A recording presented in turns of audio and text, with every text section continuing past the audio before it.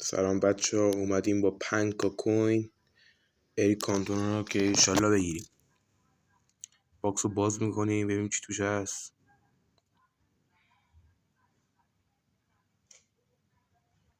اریک کانتونا 103 میشه با یه روش.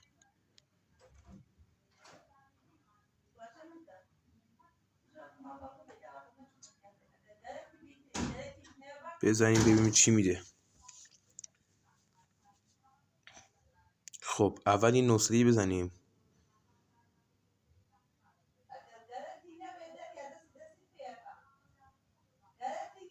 نهصد اول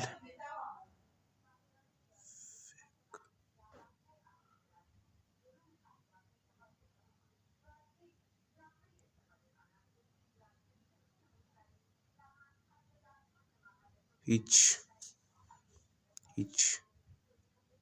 900 اول چه چیزی داد، چرت و پرت.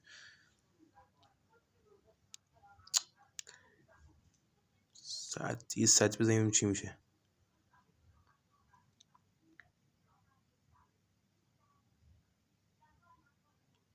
با صدیه فکر نکنم بده اصلا.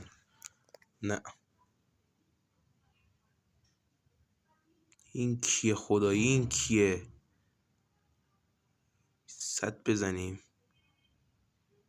ببینیم باز چی میده. 100 دوم اینم هیچی. 900 هم بزنیم.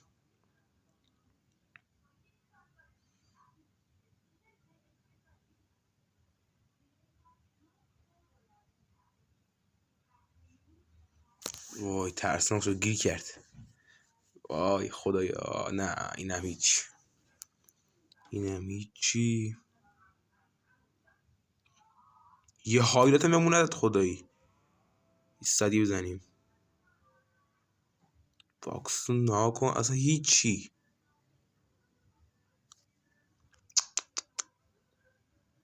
100 بزنیم.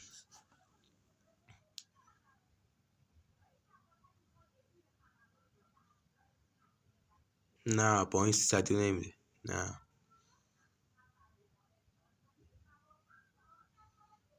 900 بزنیم ببین دیگه چی میده. این 900